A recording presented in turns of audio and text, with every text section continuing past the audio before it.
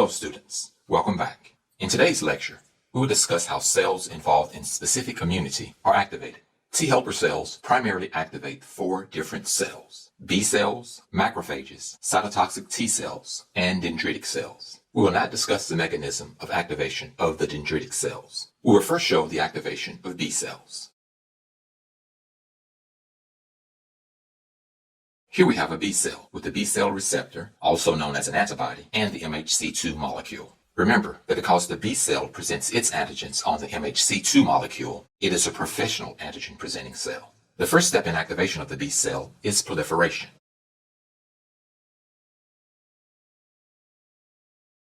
Here we see that we have many copies of the B cell. This activation is mediated by a special type of T helper cell.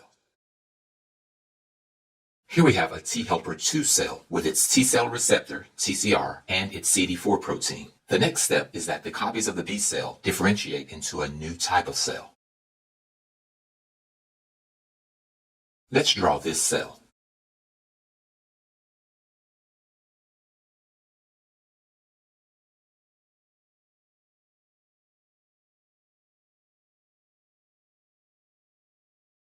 This is the activated B cell. This cell produces and secretes an enormous number of antibodies. These antibodies then travel throughout the entire body, binding to and inactivating microbes. The antibody-bound microbes are then eaten by macrophages. And this is the activation of a B cell. Let's annotate these items. The first step is proliferation of the B cell. The T helper 2 cell activates the B cell in 2 different ways. The first is the binding of the T cell receptor and the CD4 protein to the MHC2 molecule. The second is by releasing the cytokine interleukin-2, or IL-2. After differentiation, the activated B cell then secretes antibodies. The activated B cell is called a plasma cell. And shown here is the complete activation of a B cell. Let's next show the activation of a macrophage.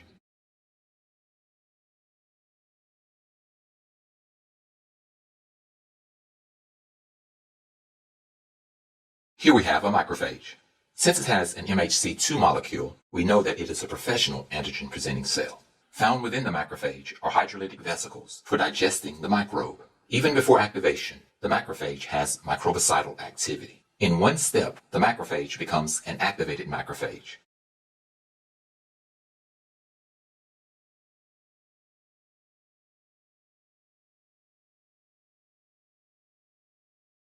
The activated macrophage has more MHC2 molecules so that it can present more antigens to the T helper cells. Also, the activated macrophage has increased hydrolytic vesicles for more microbe digestion. In essence, the activated macrophage has elevated microbicidal activity.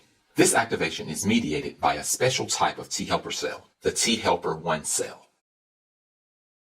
As with the B cell, this T helper 1 cell activates the macrophage in 2 ways. The first method of activation is by binding of the T cell receptor and the CD4 protein to the MHC2 molecule. The second method is by releasing the cytokine interferon gamma. Here we have the T helper 1 cell and its 2 methods of activation. And this is activation of the macrophage. The next cell to be activated is the cytotoxic T cell. As we saw in the last lecture, the cytotoxic T cell has a T cell receptor and it has a sensor for the MHC1 molecule. This sensor is the CD8 protein. CD8 proteins are found primarily on cytotoxic T cells, whereas CD4 proteins are found primarily on T helper cells. As with the B cell, the first step in activation of the cytotoxic T cell is proliferation.